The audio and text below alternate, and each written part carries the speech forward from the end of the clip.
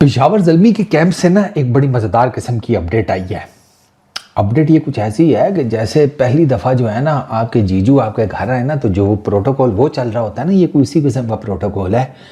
पेशावर ज़ल्मी की management update सुनो, बॉबी भाई से रिलेटेड है। पेशावर ज़ल्मी की मैनेजमेंट ने बाबर आजम को कहते हैं जी कि बड़ा क्लियर किस्म का प्लान दिया है।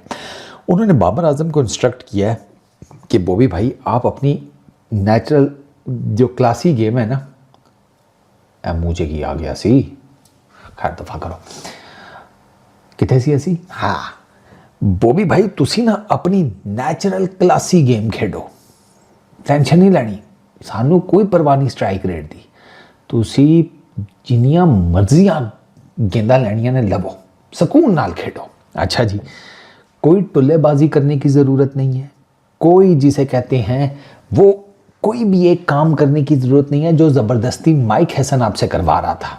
अच्छा आगे चलो, ओटिस गिब्सन जो कि कोच हैं पेशावर ज़ल्मी के, वो कहते हैं जी फुल सपोर्ट है बाबर आजम को, और कोई स्लॉग बैटिंग, कोई स्लॉगिंग, कोई टुल्ले शुल्ले कोई कुछ नहीं करनी, नेचुरल टाइमिंग फ्लो, ठीक है ना, वो रखना है, क्लासिक क्रिकेट खेलनी है।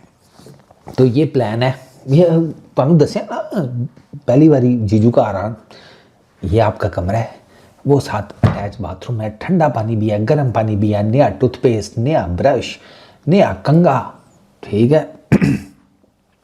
दो तरह के तौलिए, जिस्म पे मलने वाला अलग, मुंह वाला अलग, ठीक है। मुस्लिम शावर भी रखा हुआ है, साथ में लोटा भी रख दिया है, जैसे दिल करे। टिश्यू पेपर का रोल भी कबर्ड में रखा हुआ है, लेट्स सपोज। इस लेवल का प्रोटोकॉल है। सबसे पहले ना बॉबी भाई की ये जो शफलिंग आई है ना उनकी बैटिंग के अंदर, ये जीरो करवाओ, बाकी काम बाद में होंगे। ये शफलिंग उनको मरवा रही है।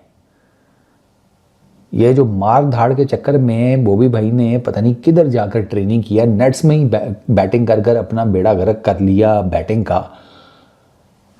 इतना शफल कर लिया कि वो गेंदें जिनको बड़े आराम से स्क्वायर लेग पे खेल लेते थे, वो गेंदें जिनको ऑफ साइड के ऊपर खेल लेते थे, अब उस शफलिंग की वजह से वो जो ऑफ की गेंद है वो आ रही है जनाब, जिसे कहते हैं मुंह के नीचे भी नहीं, मुंह के नीचे से थोड़ा सा साइड पे करके, और जो लेग साइड की गेंद है वो अब सिवाय मिड विकेट के कहीं और जा नहीं पा रही, मिड विकेट या लॉन्ग ऑन, जबकि उसको उसके लेग पे खेल लेते थे। ये सिर्फ इस शफल करने की वजह से है। बाबर आजम के स्टांस में इतना डिफरेंस आया कि मैं आपको क्या बताऊं। वरना पहले तो ये जब एचएस के बल्ले से खेलता था उस्ताद जी, इसका हेलमेट या इसकी आंखों के बिल्कुल 90 लकीर, फुट्टा लकीर नीचे इसके ग्लव थे, उससे नीचे इसके पैर थे।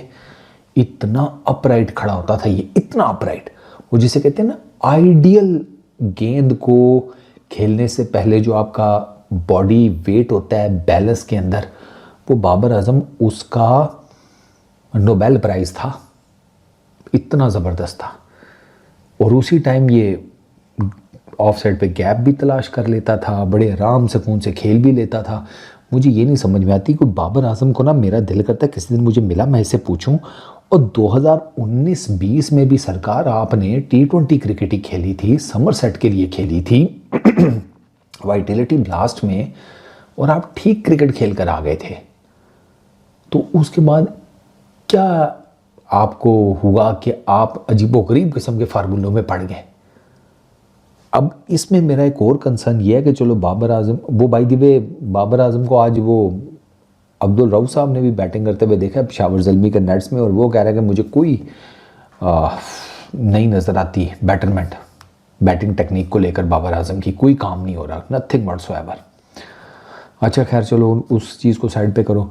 अगर आपने बाबर आजम को ये कहा है कि आप अपनी नेचुरल गेम खेलें, तो आपने उस नेचुरल गेम के इर्द गिर्द कुछ प्लान, आई रियली होप कि पेशावर ज़ल्मी ने बनाया हो, वो काम ना करना जो पाकिस्तान करता रहा है 2021-22 में, कि बाबर आजम के इर्द गिर्द आपने कुछ डेवलप ही नहीं किया, और बाद में फिर आहिस्ता आहिस्ता आपने उसी के ऊपर सारा मलबा डाल दिया कि ये ही है मेन कल्प्रेट। तो पहले ही जब वो अपनी वो एक ख़ास तरह की गेम खेल रहा था, तो उसके इर्द गिर्द कुछ बना लेते ना, वो भी गई, बाबर आजम की अपनी बैटिंग भी गई, मेंटल जिसे कहते हैं वो क्या उसको कहते हैं यार, मेंटल पीस वो भी गया। ठीक है। और सीखना सिखाना तो आपको पता है, सीखते कहाँ हैं भाई हमारे। कोई फॉरेन कोच हायर किया हो, कहीं जाकर बात की हो, कोई चक्कर ही कोई नहीं। तो ये छानपुरा रह गया ना फिर क्रिकेट के नाम के ऊपर। अब आपकी पूरी टीम की जो परफॉर्मेंसेज हैं आप देख लें, अब दुनिया की T20 क्रिकेट देखें वो कहाँ जा रही है, आपकी टीम की T20 क्रिकेट कहाँ जा रही है। Be that bowling, be that batting, ना कोई प्लान है, ना कोई जिसे कहते हैं आपके पास वे आउट है, ना आपने कोई चीज़ मैनेज की हुई है, ना जिसे कहते हैं आपके पास कोई स्ट्रेटजी है कि यार चीज़ों को कैसे बेहतर करें। कुछ भी नहीं है। सिलेक्शन कमेटी आपकी अलग ही जिसे कहते हैं लेवल पर ऑपरेट कर रही है ना। आपने वो आप यहाँ पर वो बस वो माइक हैसन के पीछे पड़े हुए हैं। उससे माइक हैसन क्या, माइक हैसन के अलावा कोई और भी आ जाता वो क्या कर लेता। बाबर आजम को मैं पक्का हूँ, PSL ठीक है, PSL अपनी जगह के ऊपर, बाबर आजम का रिवाइवल बैटिंग का T20 में नहीं होने वाला। मैं आपको लिख कर देने को तैयार हूँ, चैलेंज है मेरा। रिवाइवल बाबर आजम का होगा तो ODI क्रिकेट में होगा। वो जो मतलब रेगुलर रन्स आने वाला मामला है ना, वो होगा किसी फॉर्मेट में तो वो ODI क्रिकेट है, और वो ODI क्रिकेट से बाकी 2 फॉर्मेट्स में आएगा। भूल जाए T20 क्रिकेट में आने वाला है। PSL में रन्स कर लेंगे, ओके फाइन, वो तो पहले भी करते रहे हैं। ये पिछले साल को छोड़ के उसे पिछले 2 साल में चले जाएँ, 550 रन है बाबर आजम के, 50, 40, 45, 50 के करीब की एवरेजेस हैं। स्ट्राइक रेट्स भी रीज़नेबल हैं। क्या हो गया उससे? इंटरनेशनल क्रिकेट में क्या है? 0।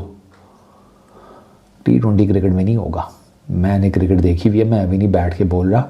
ODI क्रिकेट ये इन्होंने बड़ी बेवकूफ़ी की है, इसको बाबर आजम को नहीं लेकर के Bangladesh. To be very honest वो गलत है। बाबर आजम को तो आपको हर ODI खिलाना चाहिए, हर ODI जिस मर्ज़ी के साथ है उसको ज़्यादा से ज़्यादा ODIs खिलाएं। उसी एक फॉर्मेट में उसके रन्स, उसका कॉन्फिडेंस और उसकी बाकी चीज़ें बेहतर होंगी। बाकी अगर भूख ही मर गई है जैसे वो सलमान भट्ट सब कहते हैं, फिर कुछ नहीं हो सकता। फिर ये जैसे कहते हैं बस एक रीज़नेबल बैटर के तौर पर देखा जाएगा रिटायरमेंट के बाद।